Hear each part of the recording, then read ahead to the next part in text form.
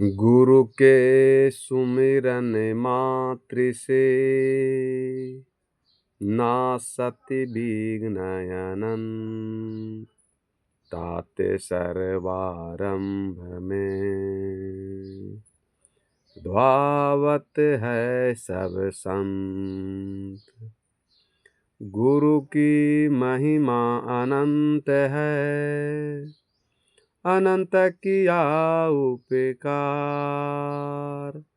लोचन अनंत उघारियां, अनंत दिखावन हार। अनंत दिखावन हार, अनंत दिखावन हार। मेरे परम पूज आराध्य गुरुदेव जी,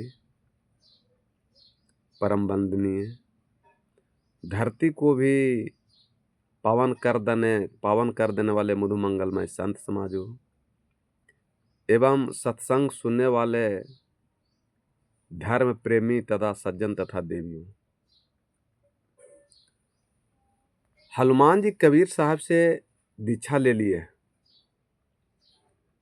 क्योंकि आज सदगुरु कबीर साहब की वाणी से बहुत लोगों का मन छोटा हो जाता है, लेकिन हनुमान जी से प्रेरणा लेना चाहिए कि हनुमान जी क्या कर रहे हैं। जैसे हनुमान जी सदगुरु कबीर साहब से लगा शिक्षा और दीक्षा ले रखे हैं, तभी तो दोनों के बातें एक जैसे लगती है और मिलता है। जिस हनुमान जी के नाम लेने के कारण संत और सत्संग की क्या आवश्यकता है, वो हनुमान जी आपको सिखा रहे हैं कि मेरे दरबार में आने से पहले तुमको कहाँ डुबकी लगाना चाहिए। हनुमान जी का संविधान पढ़े हैं तो ये जीवन संविधान से ही चलता है, और जो संविधान से नहीं चलेगा उसके जीवन में केवल व्यवधान ही व्यवधान रहेगा, समाधान कभी नहीं हो सकता। जैसे देश चलता है अंबेडकर जी के संविधान से, और राम जी चलते हैं अपने रामचरितमानस की संविधान से, और हनुमान जी चलते हैं अपने हनुमान चालीसा के संविधान से। तो संविधान को पढ़िए हनुमान जी को कि हनुमान जी आपको क्या निर्देश और क्या सुझाव दे रहे हैं कि श्री गुरु चरण सरोजर रज, श्री गुरु चरण सरोजर रज। श्री सदगुरु के चरण में जा कर के गुरु के मुख से जो धारा का प्रवाह ज्ञान के गंगा से धोवाता है, पहले तुम वहां जाकर के डुबकी लगाओ, तो तुमको पता चल जाएगा कि असली भगवान कौन है और नकली भगवान कौन है। किस मंदिर में हमें जाना चाहिए और किस मंदिर में पूजा करना चाहिए, ये आपको अपने आप पता चल जाएगा। जो इंसान साधु संत के खिलाफ करके कोई देवता का पूजा करते हैं, उसे कभी आशीर्वाद देवता नहीं दे सकते हैं। उस देवता भी उसे आशीर्वाद नहीं दे सकते हैं। जो संत के अवहेलना करता है, जो सत्संग का अवहेलना करता है, जो ध्यान विवेक से प्रभावित से ज्ञान की गंगा के अवहेलना करता है, ये दुनिया के किसी भी देवता में ये सामर्थ नहीं है कि उस भक्त का उद्धार कर दे, उस भक्त का कल्याण कर दे। आप किस मंदिर से आस्था रखते हैं, उस मंदिर को धन्यवाद कि भगवान से तुम आस्था रखे हो तो तुम रखते रहो। आपकी मन है आस्था रखना, रखिए, लेकिन इतना अपने मन में रखो कि संत के प्रति श्रद्धा रखो, सत्संग के प्रति श्रद्धा रखो। जब तक आप सत्संग के प्रति श्रद्धा नहीं रखिएगा, आपके भीतर में सत्य कहीं प्रभावित नहीं हो सकता। आस्था बनाओगे जो सत्संग में जो सत्संग के प्रति इतना आस्था बनाओगे कि सत्संग जाते जाते तुमको पता चल जाएगा कि मेरा असली भगवान कौन है और कहाँ है। तो भगवान का असली स्वरूप है, भगवान का असली स्वरूप क्या है? मनुष्य का या भगवान का असली स्वरूप क्या है? फिर बाहर भटकने की आपको कोई जरूरत नहीं पड़ेगा, जब आप साधु संत के शरण में चले जाइएगा, सत्संग से जुड़ जाइएगा, तो आपको भगवान का स्वरूप पता चल जाएगा। ऐसे पता नहीं चलेगा। और ऐसे आप बाहर भटकते रहिए, मंदिर में, जग में, तप में, तीर्थ में, पूजा पाठ व्रत करते रहिए, कहीं भगवान मिलने वाले नहीं हैं। तो भगवान सुधार के लिए नहीं होते हैं या आते हैं।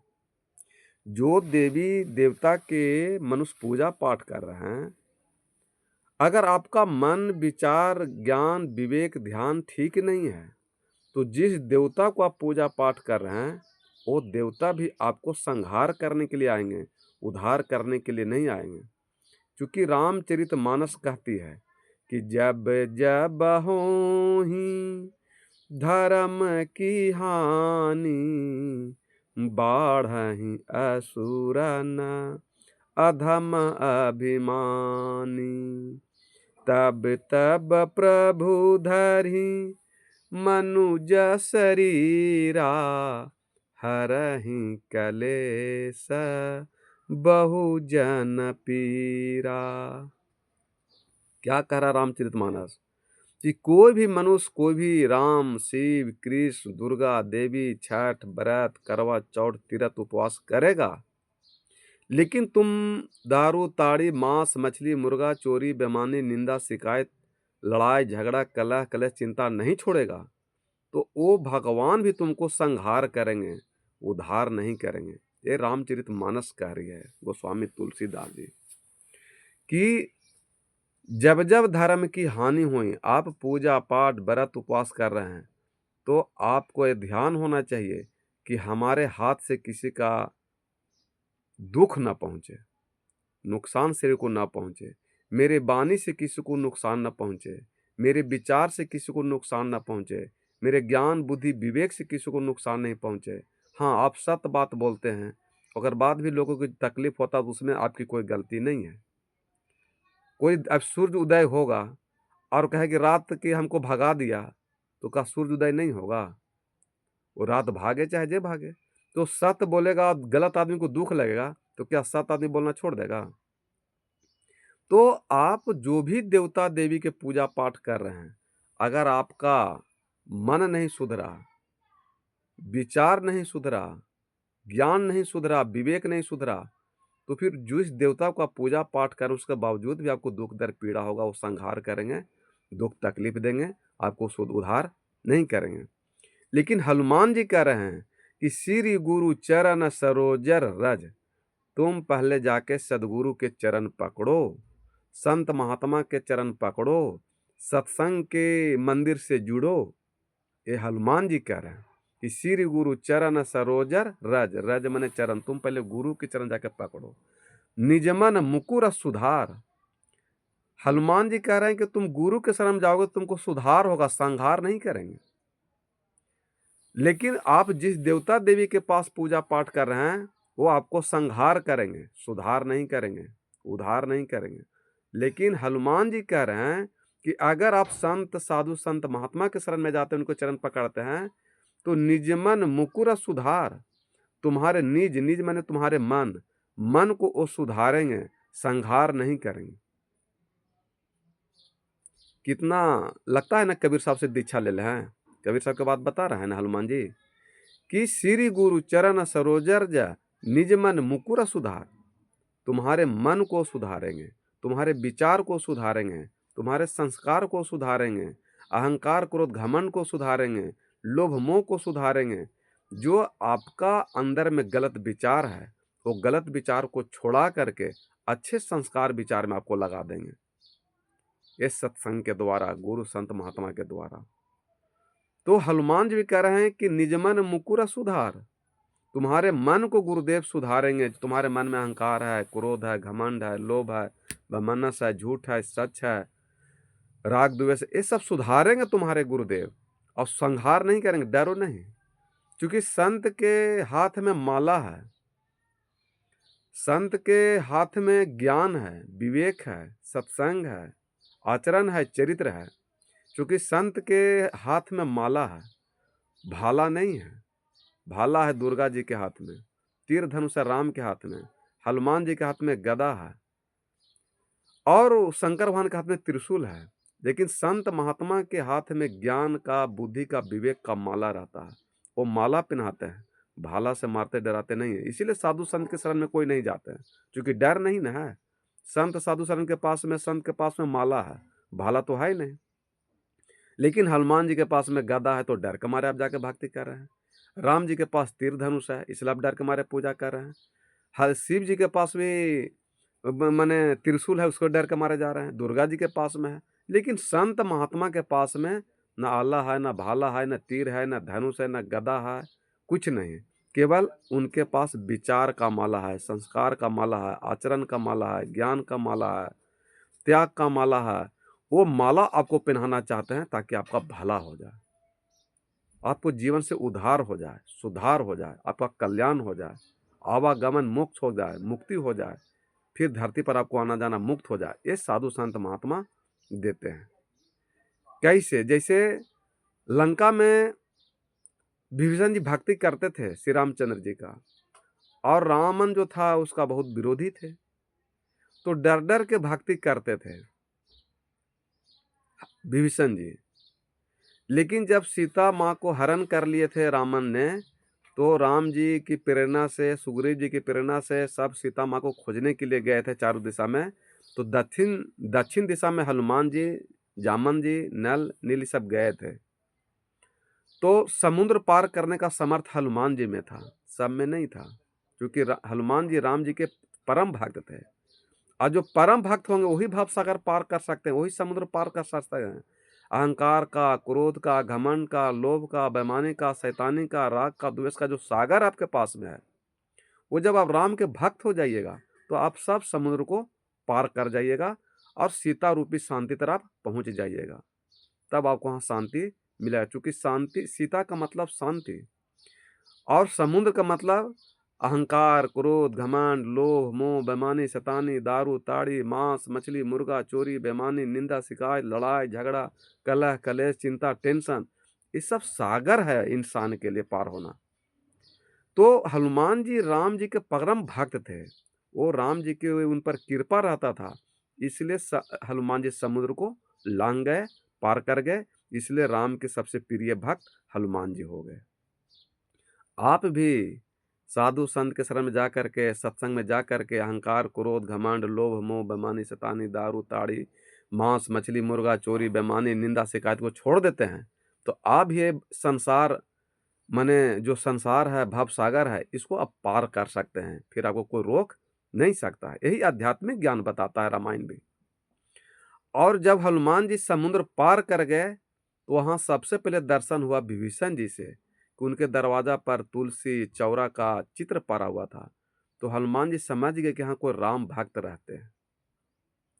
तो हनुमान जी वहाँ पर साधु का भेष धारण कर लिए, और धारण कर करके जब वहाँ जय सिया राम बोले, तो सुबह सुबह की बात थी, तो हनुमान जी भी निकले, विभीषण जी भी घर से निकले। तो दर्शन हुआ हनुमान जी से विभीषण जी का। तो विभीषण जी देखिए डर के मारे भक्ति करते थे, अपने भाई के चलते, परिवार से नूक के छिप करके भक्ति करते थे। लेकिन जब हनुमान जी जैसे संत मिल गए, तो विभीषण जी के अंदर से डर खत्म हो गया। देखिए हनुमान जी संत थे, लेकिन उसको बांदर बना दिया लोग। बानर किसे कहते हैं? बानर में और बंदर में अंतर है। बानर उसे कहते हैं जो दक्षिणी भारत में जाइए तो जंगल में जो नर रहते हैं, मनुष्य रहते हैं, तो जंगल में नर को रहने वाला को बानर कहते हैं। वन में रहने वाले नर को बानर कहा जाता है। तो सुग्रीव जी हो गए, बाली हो गए, हनुमान जी हो गए, नल नील, ये सब जंगल के वन के नर थे, तो उसे बानर कहा जाता है। जैसे लंबोदर, जिसका उदर लंबा हो उसे लंबोदर कहते हैं। चंद्रशेखर, जिसके सिर पर चंद्र सेकता हो, चंद्रमा शोभता हो, दिखता हो, उसे चंद्रशेखर कहते हैं। उसी प्रकार जो वन में रहने वाले नर को बानर कहा जाता है, लेकिन वो बानर को भी सब मने पंडितों लोगों ने, धर्म के पुजेरियों ने, पूजा पाठ करने वाले हनुमान जी को बंदर बना दिया, बंदर, और पूछ लगा दिया, पूछड़ी लगा दिया। ये भी गलत व्यवहार किए हनुमान जी के साथ।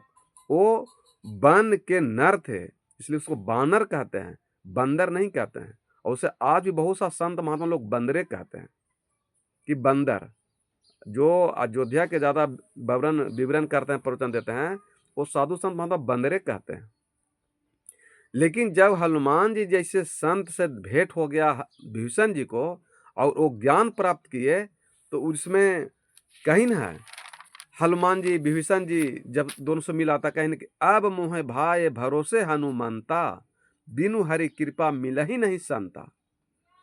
कोई भी इंसान को संत का दर्शन हो जाता है तो उसके अंदर से दुख का अंत होना अब जरूरी है। उसको कोई अब दुख उसके पास रह नहीं सकता है।